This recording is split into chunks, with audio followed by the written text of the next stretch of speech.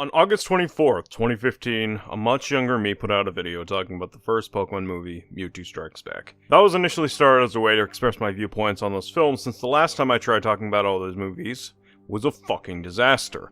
But yeah, it's been a long time since I started the series, and I can't thank all of you enough for sticking by after all these years. You're incredible. Since 2015, a lot has changed. Not only in my life, but also in media and even discussion in general. We got a lot more gritty and moody with some of our movies, people started to profit off getting cancelled, but also, more and more people started to get more vocal about their opposition for things, and started to stand for what's right. And that's incredible. Now, looking back on those old videos, it honestly feels like looking into a time capsule how different things were back then, you know, before the two pandemics and my reality fucked shit up. But in those 20 years, like 10 and other realities, there's been a new trend I've been seeing pop up in circles. Even my daughter Diana brought this up a while back due to it being talked about in her college classes. Projects shouldn't be done out of spite. So I scoured the internet and looked for some common examples of those projects made out of spite, a spite work if you will. So for the special anniversary episode, how about I look through some of those Spiteworks and give my thoughts as to whether or not these were made out of spite, or if this is a case of people applying the wrong label to things.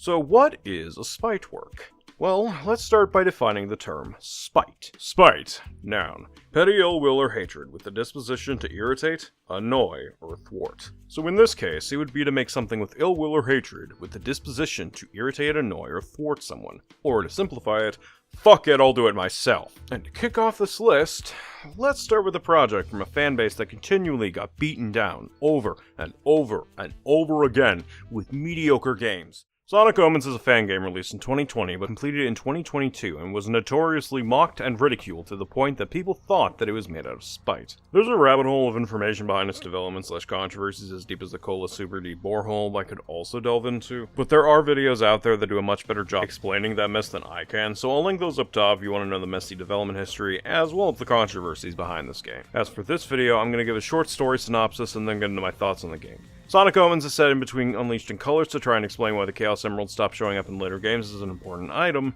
but it's also a follow-up to Sonic X, the anime, since not only are several elements and characters brought up in this game, including Chris Thorndike, but the main antagonist is part of the Metarex. So it's up to Sonic and Tails to defeat this new threat and get back the Chaos Emeralds, which end up getting destroyed by the end. Good job, guys! Now, on the surface, the premise is fine. Beat up the villain and save the day as Sonic. That's fine. The problem, however, becomes apparent when you dive deeper into the story. So, this game is supposed to explain what happened to the Chaos Emeralds, and the explanation is just, they destroyed it? Really? Which also means the Master Emerald got destroyed, so, you know, world's kind of fucked if they have to deal with a big threat again. But hey, maybe there isn't any— Oh, hi, Frontiers! Yeah, I guess they repaired the emeralds with duct tape or something. Ugh. Another issue I have is with the antagonist, the Exiled. Oh, spoopy. So he turned evil after Gun went back to their less peaceful ways after Chris died. No, seriously.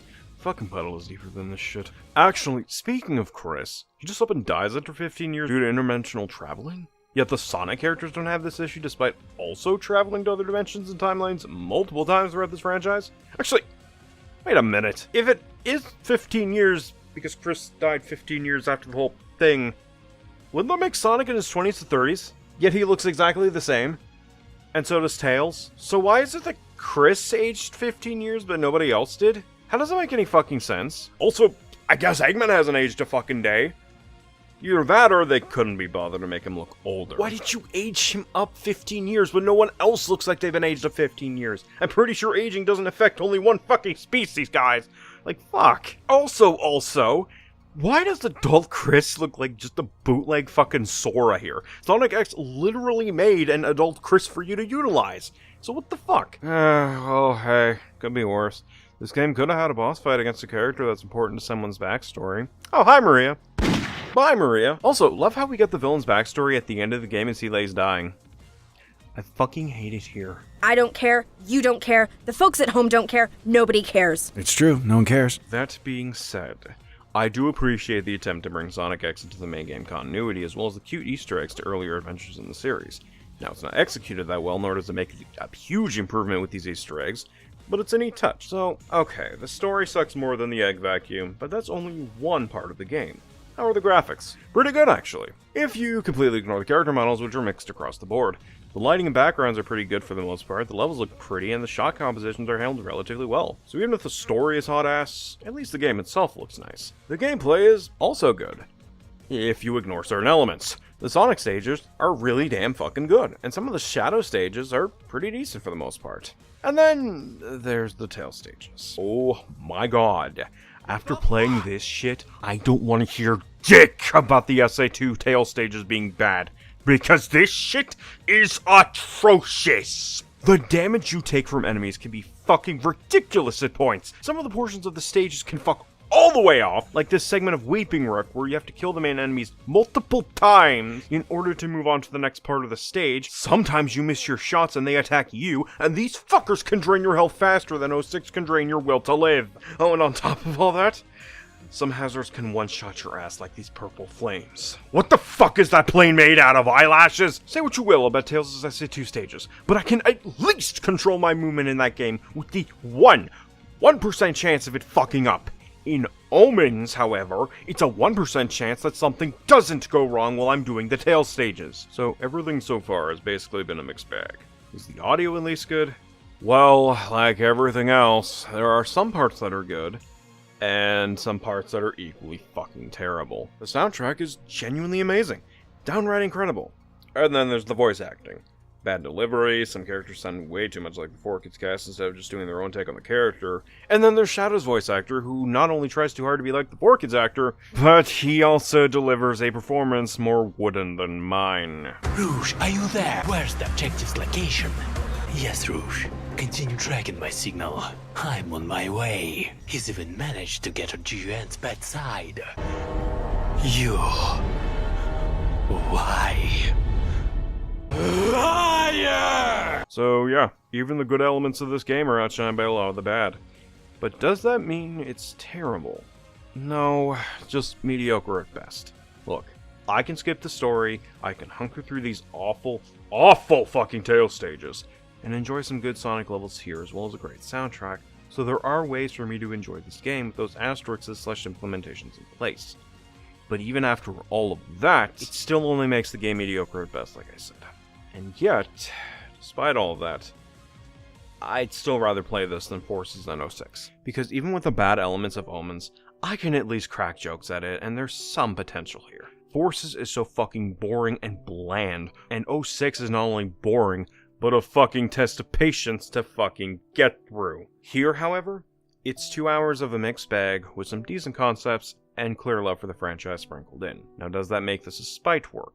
Well, yes and no. Yes, because the team literally admitted they finished the game out of spite. Not how I said finished and not made. There's a difference. But also, no, because I can see that this game was made with no ill will or hatred towards the franchise, as it not only pays homage / tributes to several parts of said franchise, including the anime, but it also tries to tell a story similar in tone to the first 2 adventure games. No, it did not execute this plan all that well. But I don't see much spite in this project. Just a badly executed product, and absolutely a controversial one at that. I'm not gonna fucking sit here and deny this game is not controversial. It absolutely is. But spite?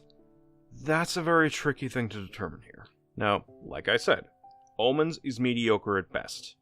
But I do honestly hope that the dev team learned from this experience and are able to make their next product even better. Alright, next up is... oh, fuck! From the frying pan and into the fire, Spider-Man Lotus is another controversial piece of media that many people online have stated to be made out of spite. Now, the controversy is a bit easier to explain here than, say, Omens, so I'll quickly bring it up. Some of the crew, including the lead actor, were racist and ableist. Also, one of them allegedly groomed a minor, but the minor then rescinded their confession years later, so that one's a bit tricky, although I do hope that minor is in safe hands and away from anyone that could exploit them. Now, this information absolutely makes this movie controversial. But, does that make it a spite work? No. But first, story. So after Gwen dies for, well, Marvel is a sliding timeline, so let's just say -8 years, Peter Parker retires from being Spider-Man due to being unable to save her life, and he spends most of this movie grieving over her death while also pushing those close to him away, and also getting a letter from Mary Jane to give a terminally ill patient a visit as Spider-Man. So with the kid's life on a time limit, will Peter put the costume back on and move forward from Gwen's death? Yes. But first, we gotta deal with the grieving process and the fallout from both Gwen's death and Norman Osborn's death from well, they don't really show it here except for the intro, but later in the flashback scene when it calls back to this, it goes completely differently at the end, so I don't even know if the intro is what happened to Green Goblin in this movie or not. So, honestly, I'm just gonna assume he saw the racist messages Spider-Man's actor was posting and was like, nah, fuck this shit, I'm out. But yeah, the story itself is fine, albeit very stretched out and slow at points. I get that it's meant to be a slow burn to get Spider-Man back in the game and move forward from Gwen's death, but the movie spent so much time being melodramatic and dull that it got fucking tiresome after a while. I had to deal with enough of that as a child. I don't need 100 minutes, 120 if you count credits, straight of this shit added to my lifespan, especially when I don't give a shit about any of the main characters. At least in the other Spider-Man movies, we're given a lot of time to give a shit about these characters and their verse, so that when something tragic does happen to them, it hits harder for the audience personally. And that's not to say this concept could not work. It just needed a bit more time in the oven, personally speaking. But since that didn't happen, here we are. At the very least, the cinematography is great, and the music is also pretty fucking good. But everything else about this movie, from the story, to its cast, to its acting, just fucking sucked. That's a damn shame, because we've had decades of Spider-Man movies and media to show that something like this story could be easily done, both from studios and the fans. But does that make this a Spitework? Well, like I said, no. There is alleged evidence of the director making this out of frustration for the MCU, but the most I could find was sketchy information, and I was unsure if I could trust the source of that information, so I have to go off of what I saw from the movie and then judge it off the definition I established earlier, and based on that definition, it's not made out of spite. The crew, based on the movie I saw, loved Spider-Man, and loved its world and its cast. It's just that when it came time to put rubber to the figurative road, they crashed and burned. But that happens all the time in media, both from fans and from studios. Some people have great ideas but terrible execution. Doesn't mean those were made out of spite. Even with the 3 crew members / directors getting caught in those messages and allegations, that doesn't mean Lotus was made out of spite. It just means that those 3 were shitty people. Anyways, I don't see Lotus as a spite work, just a controversial work. Another film mired in controversy over racism allegations and the like, another film that was stated by fans to be made out of spite, and also another one I don't agree with when it comes to the Spitework title. Don't get me wrong, this film is still bad. I just don't see it as a film made out of spite. Just a passion project that was poorly executed. So this film is set after Transformers Prime. 4 of Unicron's fuck buddies revive and try to bring back Unicron from the dead, one of which is the titular Galvatron, and it's a film about stopping Galvatron's squad from reviving Unicron for the 3rd time, and also bringing back Optimus, who was dead at the end of Predacon's Rising. So, I'm gonna rip this band-aid off immediately. Galvatron and Megatron are different characters in this? Are you fucking serious? In most continuities, they're the same goddamn character! The only time they're separate in non-fan films are the IDW comics, and even in that series, I wasn't a fan of making them separate characters. I thought that was fucking stupid! Speaking of, all these characters, yeah, they're about as deep as a fucking puddle here. Why should I care about Galvatron as this antagonist? Why should I care about what the other Autobots are doing? The only character I gave a shit about was Knockout, and even he was just meh. But at least he had a character arc of learning what it means to be an Autobot after being a Decepticon for so long. Oh, but Optimus Prime and Megatron come back to fight Galvatron in the end. Yeah, and? Although, I do have a script of the original cut which has more lines for Optimus, so let's take a look. Oh god! Oh fuck! Also, I guess there's a love triangle between RC, Rodimus, and Springer, but that requires me to give a shit about them as characters in this movie, and just, I don't. Speaking of shit, the action scenes and cinematography are bad. Bad fluidity, bad shots, bad composition, little energy or sense of oomph in each punch. This just screams amateur to me. But I'm sure in due time, the team behind these scenes could improve and make better action scenes for whatever thing they do in the future if they do pursue it. This cinematography also stems into my issues with the graphics / animation for this movie.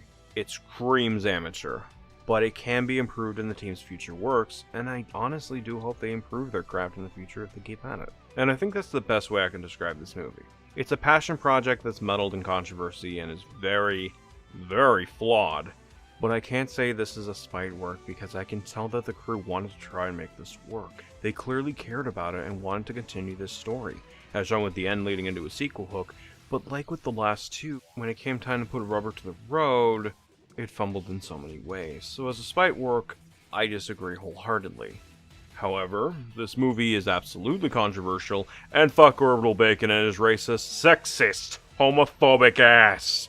But I'm honestly glad that this film was completed, and I do hope the crew, minus Bacon, learn from this experience and do better in the future. Anyways, let's dive into the next spite work, which is... for fuck's sake. Jujutsu Kaisen is one of my least favorite shonens in recent memory. The cast is flat, the story is garbage, the power system sucks, and there are more assholes than a Naruto chapter. I also understand, though, that this genre is more so meant for younger audiences, and these stories are just meant to be fun, silly adventures of people beating other people up with cool action scenes and the like. And in that aspect, JJK absolutely succeeds as an entry point for those who want to watch anime/read manga. So, after reading the whole manga, I was let down. But I also acknowledged it was not for me, and I just moved on with my day. But for one person, however, they decided to do their own ending of the final arc/series, and thus, Jujutsu no Kaisen was born, creating their own version of events starting from chapter 236 until roughly assuming, 271. I say assuming because despite being announced in 2024, it only has 2 chapters to its name. Technically 3, but the first 2 are literally just 1 chapter split into 2 parts because fuck it. Yep, just 2's technically 3, and the quality is very inconsistent at points, as sometimes it has good art, and other times it looks AI generated, especially in that first chapter. Fucking yikes.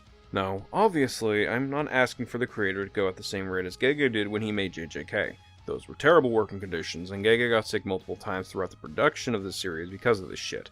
Fuck Shonen Jump. But only 2, technically 3, chapters is still kind of pathetic for a series that's all about changing the ending and making it satisfy everyone.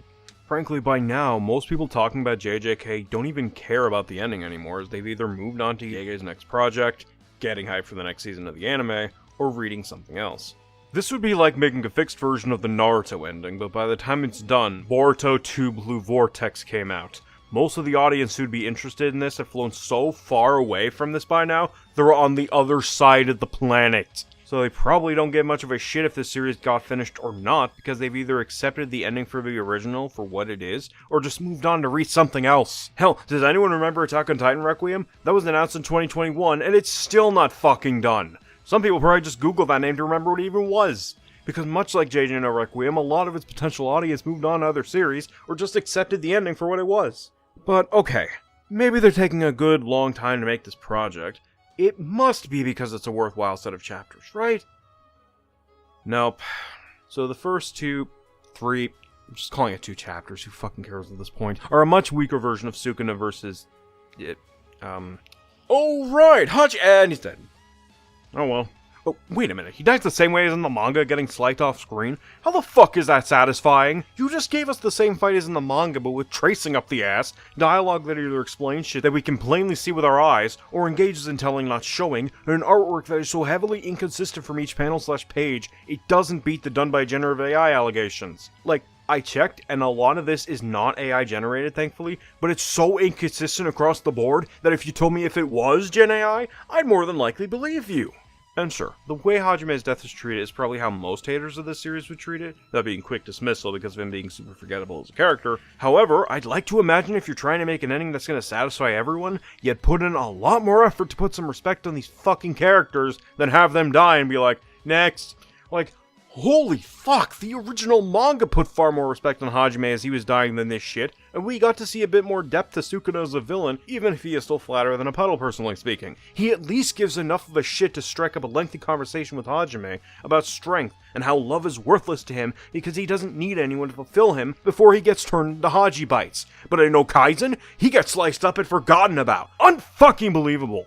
And speaking of respect, how about the author's lack of respect to Maki Zenin, who doesn't even get any damage on Sukuna's ass, has her own weapon thrown back at her, and has to be saved by Yuta even though she would likely be fast enough to dodge it, or at least enough to make the damage less than fatal. But you know what? Hey, maybe this author was just trying to do commentary on how Maki was treated in the manga. No, it wouldn't excuse it in this case since it's trying to satisfy the fans, but hey, maybe he was intending his commentary on oh, here's Maki getting the jump on Sukuna in 251, and also not her getting fodderized by Sukuna, who is yet to go all out. Totally. Yeah, this manga had some dumb bits in its final arc personally, and that was just one of them, but whatever. Also, her giving her best shot at Sukuna, and even taking a black flash from a souped-up sorcerer, and while it did knock her out for a bit, the fact it didn't kill her is impressive. Hell, she tanked another one later. Seriously, despite my issues with the series, Maki was one of the few highlights of it for me alongside Choso. Anyways, back to no Kaisen. So one of the other recurring threads in JJK was the fight between Urame and Hikari since it was basically dealt with off-screen in the manga. Does this story, that attempts to satisfy everyone with this ending, fix this issue? Nope. It just stops when Sukuna breaks the domain the two are in, and then it focuses back on Sukuna's fight. Wow, what a great solution to one of the problems JJK's final arc had. Congratulations. So what does Urame do then?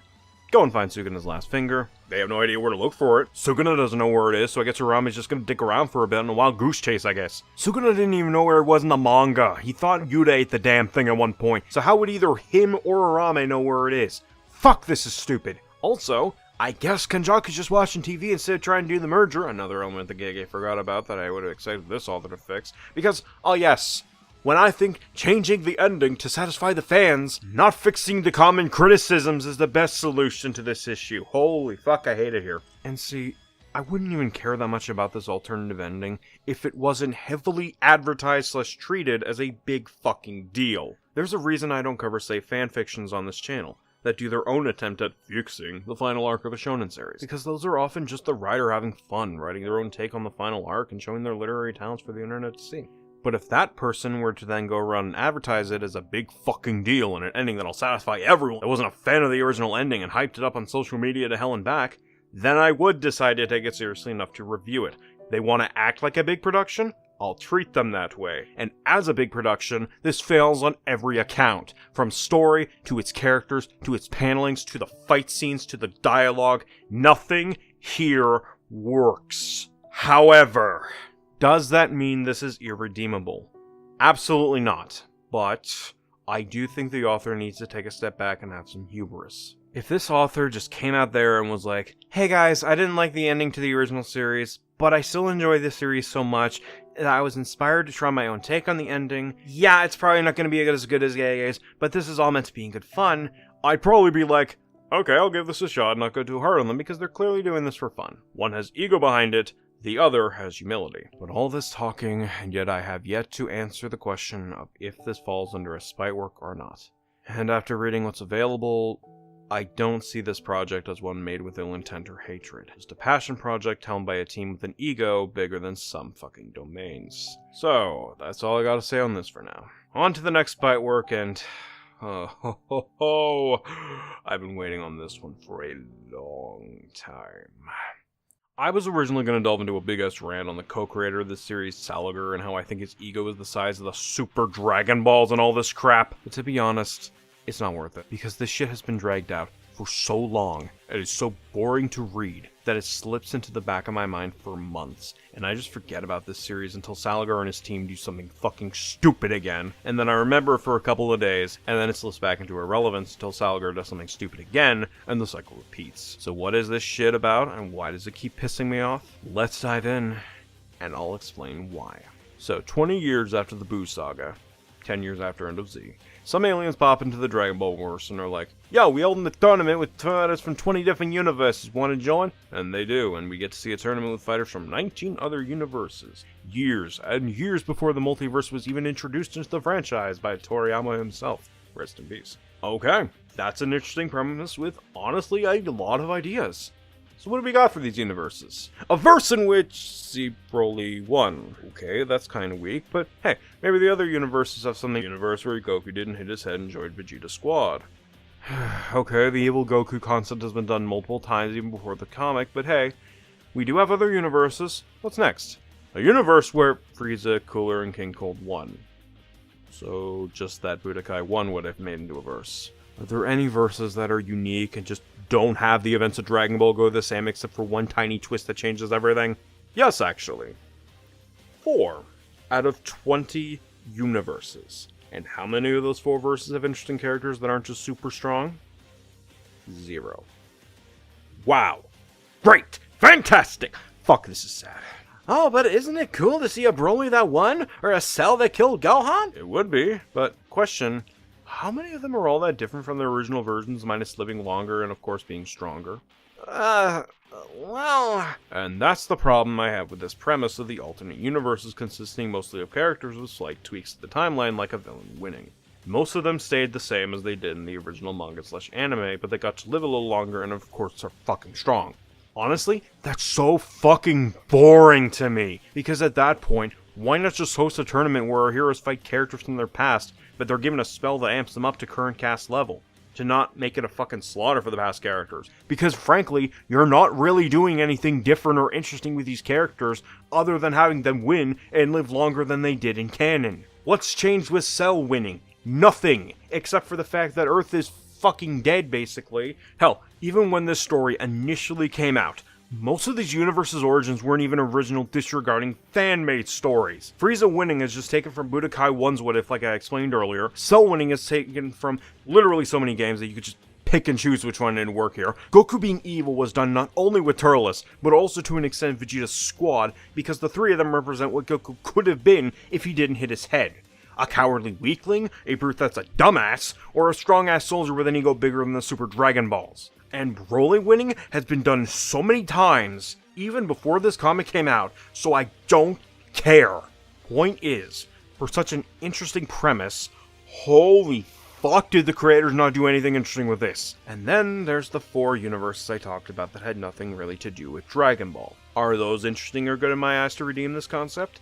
No. Universe 2 is just Akira Toriyama's gag series dumped into one universe. Well, okay, there's also Chrono Trigger and some of his other stuff introduced, but honestly, I don't care, and I'd frankly rather read those / play those instead, because at least they know how to tell a good story, or at least make me laugh. Universe 5 has one fighter who's about as deep as a puddle, and is about as interesting as tap water. Universe 15 is a pregnant woman who gives birth 2,000 pages into the comics run, yes, seriously, and her son ages quickly and then gets foddered by fucking Yamcha of all characters. And then we have Universe 19, which is largely composed of original characters who are boring as fuck. Basically, I have little to no reason to give a fuck about anybody in this story, because they're all flat as fuck and don't offer much to make me care about their fate in the story. Well, if you read their backstories, you care about them, and while I get that, although I do find reading material outside of this tournament dumb, since some of this info could just be given in the main goddamn story, a lot of these backstories don't offer a lot of intrigue/insight into these characters, other than just showcasing how they defeated/took over shit. Oh, Gas merged with a bunch of Namekians and killed Frieza? Okay, then what? Then beat up some bad guys and that's about it. Cool, I don't care. Goku and Raditz killed everyone on Earth and then left to do intergalactic killing? Boring. Vegeta and Goku stayed fused and birthed the kid that somehow can't be controlled/stable? That might work as an interesting dynamic, if the story was consistent with that, and also didn't paint Vegeta as an abusive piece of shit that threatened to kill his daughter, painting him as drastically out of character. I know, a dad doesn't like another dad abusing his own flesh and blood. Wait till I tell you about how I found a fork in the kitchen. And speaking of flesh and blood, I should probably talk about Multiverse's most controversial character, Rob Reefs of Universe 16. Except I'm not going to do that, because she's not really a character. She's a blank slate made by the author to go and beat up strong people and flex to the readers about how uber special awesome she is at such a young age. She's a boring fucking character to me, so why should I care when she goes Majin and kills off some of the cast for 5 fucking minutes before they get revived? Why should I feel sorry for her when she breaks down after coming to her senses? Because she's strong? Because she came from Vegito? Because she's struggling? Sorry, Multiverse, you have given me little to no reason to care about this character, because you spent most of her time showcasing how uber special awesome she is, while also flanderizing/writing other characters completely out of character to achieve it. And speaking of fucking up Dragon Ball, how about that final match of the tournament where 21 in Roman numerals kills Goku in Shimu Instinct by tearing through his heart? So, funny thing, this position, it would kill someone, as that's where the heart is. The punchline is, Goku's heart and by extension Saiyan heart are not located there. It's closer to where his left breast is, and this is consistent across various Dragon Ball series, including Super. I would have expected the fan/creator of this story to remember a detail like that, especially because it's an important factor to 21 winning the match. That also leads into one of my big issues with Multiverse. Its pacing is fucking horrendous. As stated previously, this was released in 2008. This manga has gone on for over 15 years, And yet, it still hadn't even finished the tournament at this point. It only finished in 2025. And it's still going! So why was that? Was it because we were only getting a few pages a year? Were we getting a hiatus as long as Hunter x Hunter? No. It was because the author, continuously, throughout the years, paused the tournament to release chapters focused on the backstories of multiple universes, some more than others. In fact, out of all 107 chapters this webcomic got since 2008 to 2025, 53 focus on the tournament. The rest are focused on the backstories of the other universes. Only 50% of the tournament is actually focused on the fucking tournament! And considering how most of these universes barely changed up any of the characters from their original selves in terms of personality and like, being the strongest and living longer than the canon, a lot of these backstory chapters just feel like a fucking slog to read through because it doesn't really mean much in the grand scheme of things. So it's no wonder this shit went on for so long. The author was taking on so many side quests that they treated the main quest as a fucking afterthought. And it's still not done yet, because it's still going, just that there's no tournament anymore. At this point, Toyotaro could pass away in his 80s, and this webcomic would still be going on through AI or some shit. Hell, maybe we'll get GTA 6 before Multiverse is finally fucking over. 2 GTA games would have come out in the time it took for this fucking webcomic to finish. Holy shit! So, okay. The pacing sucks ass, the characters suck ass, and the premise isn't all that great. Are the fights at least good? Yes. If you like TV versions of already existing fights from Dragon Ball. God fucking damn it! For example, the Bardock vs. King Cold fight is a much less interesting version of the Goku vs. Frieza fight back on Namek. Goku vs. Vegeta uses tracing because of fucking course it has that. Vegeta vs. Trunks is just an extended version of that fight from the Cell Saga, etc. This is fucking boring to me. Holy shit, what the fuck? So is there anything that I liked from this series? Well, yes. But even that has an asterisk behind it. The art can be pretty good at points, and some of the full-page spreads look genuinely fantastic. So what's with the asterisk then? Well, that's because this series does not have a consistent artist or art style behind it. It has a constantly rotating team over the course of the series' run, and they range from fantastic to absolutely atrocious. And because it constantly rotates, you have no idea what you're getting for art quality until the new chapter comes out and you read the first page. If it's great, that's great. If not, you gotta deal with it for about 2 to 3 months because they only release 3 times a week. Some fans may be familiar with the infamous BoJack chapter, and it's, honestly pretty bad art. But this wasn't even an isolated incident with the inconsistent art style of the series. Chapter 60 suffers from this, 62 to a lesser extent, 78 doesn't even look like the art style of Dragon Ball and feels like it's trying to replicate Kingdom Come's art style if anything, 85's, oh fuck, it's that artist from 60 again, and it still doesn't look all that great? God damn it! 97 also looks drastically different from the typical art style, and 99 is also drastically different from the usual Dragon Ball art style we see in this comic. So even if the art looks really damn good at points, it's absolutely not consistent in terms of its art style. So I hope you like inconsistent art as the comic goes on, because otherwise, it's gonna be a visual fucking nightmare. But is this a spite work? No. The fact this team went above and beyond to make heavily requested fights fans have wanted for years into the comic, on top of other franchises being included that Toriyama made over the course of his life as a mangaka, tells me that these individuals do love this franchise, and wanted to have fun giving their take on Dragon Ball, even if I think its execution abso-fucking-lutely sucks ass. Like so many projects I've talked about here already, this is more so a passion project that fumbled heavily when the rubber hit the road, than a project being made out of spite. I hate this series, and I think it's one of the worst Dragon Ball fan-made projects I have ever read. But I can still tell that this is made with love and not spite, so while I may not enjoy it, I can understand why other people do. And frankly, more power to those people. As for me, the DBM cycle continues, as I'm gonna forget about this series, and then I'll get reminded of its existence when the comic does something stupid again. Until then, I got 2 more Spiteworks to look at. My throat is hurting me. Now, some of you may be confused about this entry, so let me explain. The story allegedly goes, Spielberg wanted to do a Bond movie, but was rejected twice. George Lucas poached Spielberg to work with him on a project similar to a Bond movie, and thus, Indiana Jones and the Raiders of the Lost Ark was born. So in a sense, This is partially made out of spite, so it works for this video. This 1981 classic takes the titular Indiana Jones on an adventure to locate the Ark of the Covenant. In order to find this legendary Ark, he must deal with a French archaeologist by the name of René Belloc, Jones's old flame, Marion, as well as the Gestapo. Only to find it kills anyone who looks directly at it, and is also secretly an EMP, further proving that geometric shapes are still the spawn of Satan, but they also hate Nazis. Overall, a simple but effective premise. I like the character of Indiana Jones, as he's not only very intelligent and charismatic, but he also has some great dialogue and chemistry with Marion and his friend Sala. He's a very likable protagonist, and I can very much understand why he's still loved after all this time. Marion and Sala are also great characters when they're on screen. Renee is also a good foil to Jones, and the secondary antagonist, Arnold Tolt, is just okay as an antagonist. Then again, he's a Nazi who dies horribly, so that's probably his highlight as a character for me.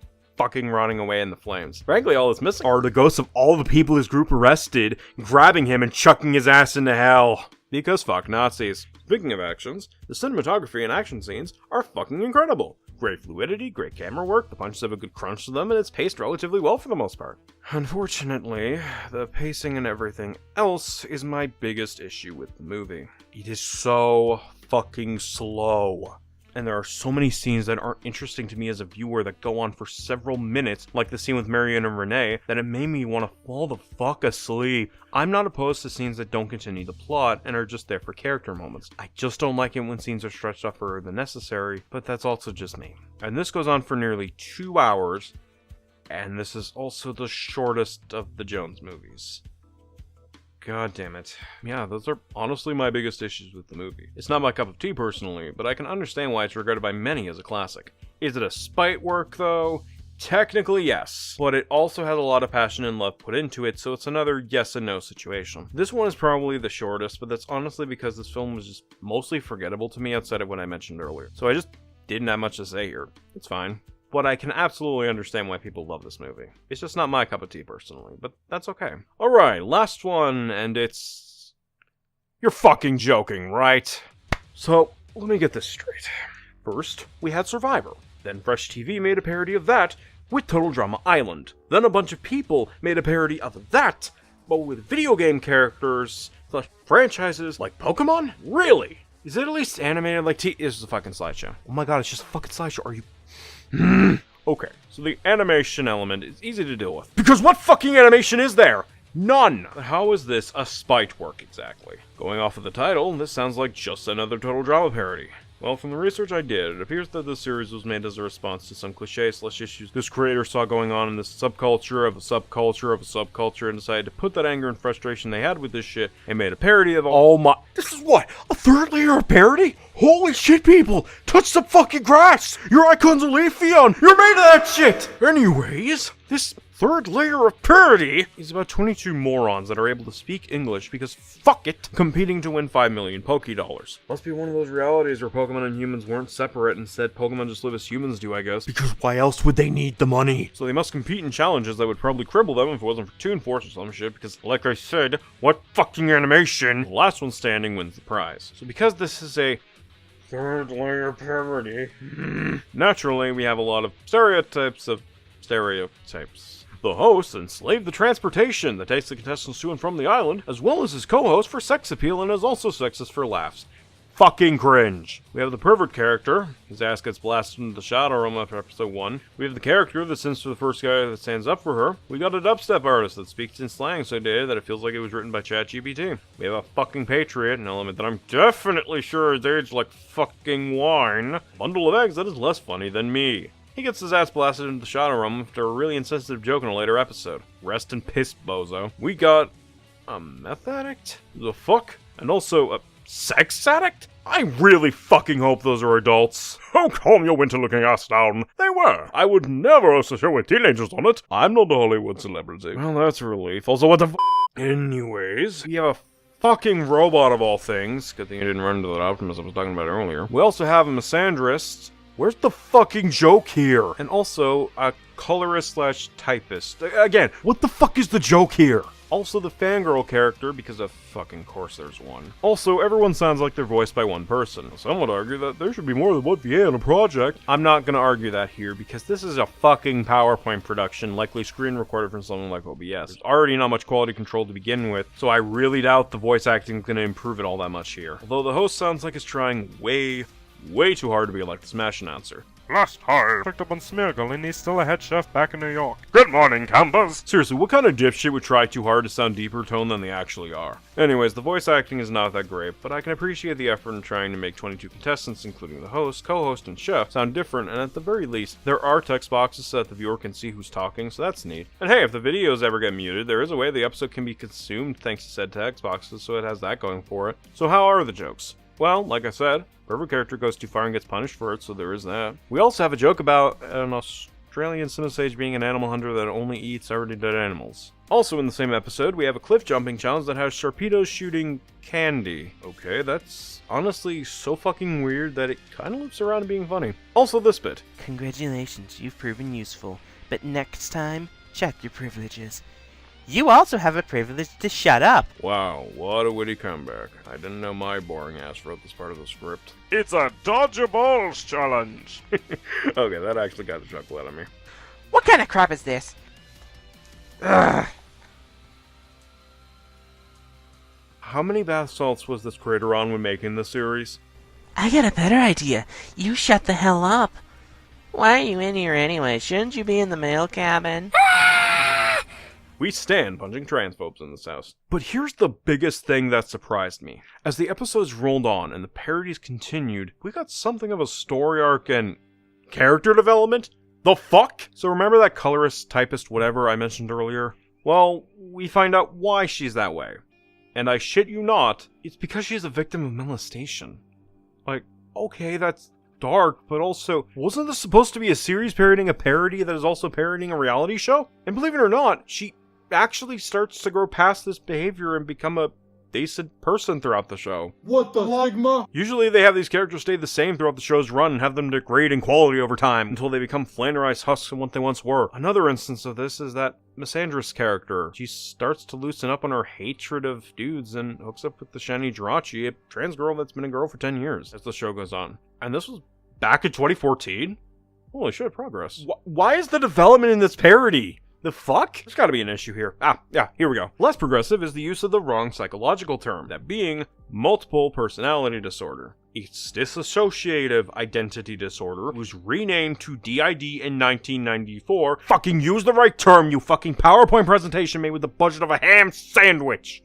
Anyways, back to some of the arcs. Remember that girl that had a crush on the first guy to defend her? She also gets development and grows past her crush in favor of someone else. And remember that robot I mentioned earlier? They even get a character arc where they become less synthetic due to a virus and other factors, and it leads to a decent payoff personally. So yeah, a lot of the characters do grow and become interesting over the course of the series, as some of the less interesting ones get picked off. So I guess with the lack of animation element here, story/character element was given more importance/quality to compensate, and to be honest, it's not that bad. Now, the mileage is going to vary as to whether or not these jokes land, and the animation element is, again, non-existent. But I honestly kind of enjoyed this dumb series. This heavily screams early YouTube to me, where there wasn't an attempt at trying to make professional, super high quality content out of videos, people uploading whatever they felt like to the platform. Again, this content is very low quality, but it's clearly meant as a passion project with a bit of snarkiness/pettiness to things that bugged them and the things that they were parodying/making fun of, and in that aspect, while it is a spite work, it's a decent spite work, at least to me.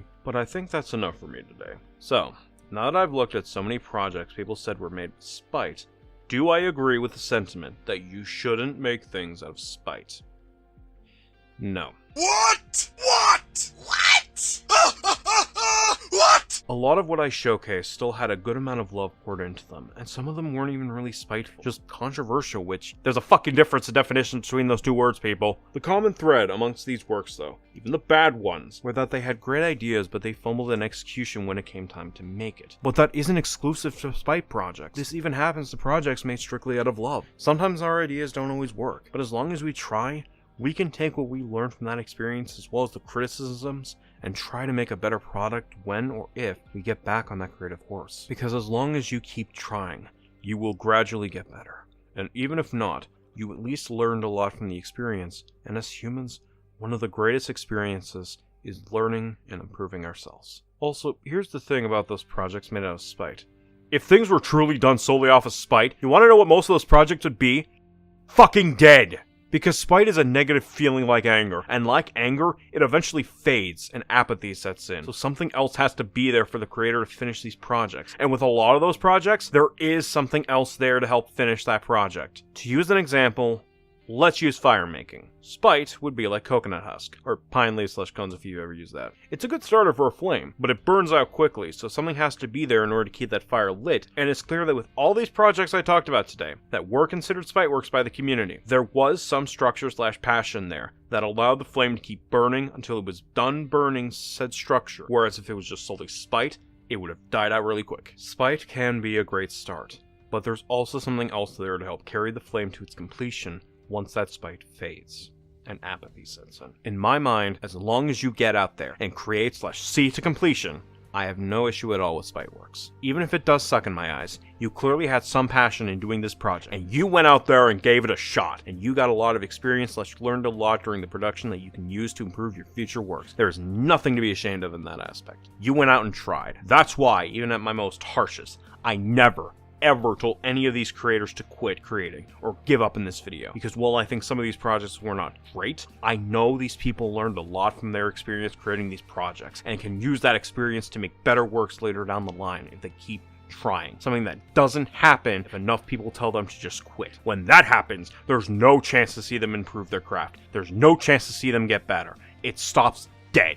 So yeah, I think Spiteworks can be good, and even when they're not, there's always a chance the person's next project will be much better. What matters is they keep trying and they keep learning. But that's just me. I know some will disagree, and that's perfectly fine. Good discussion is had when there's two opposing sides. And that's honestly another reason why I love doing this show. It gives me a chance to express my views on why I like or dislike something, and when I post it, it allows me to read comments from all of you wonderful people, either agreeing or disagreeing with what I said. And that opens up some alternative viewpoints in my mind that can make for some healthy and also constructive discussion later down the line. So thank you all so very much for watching this show after all this time. Really do appreciate it, and I hope to continue doing this for at least a little while longer. Until then, I'm David Grimm, and thank you so very much for watching. Meganium, you are a deceptive, cocky, lying bitch. You may have outlasted us, but you have not outclassed us at all. Wait a minute! Now, you may have outwitted us, outplayed us, and outlasted us, but you have not outclassed us. Nice that Alicia's speech is still remembered about 10 years after it was initially said, but also, holy fuck, could you have at least attempted to word it differently? Jesus Christ.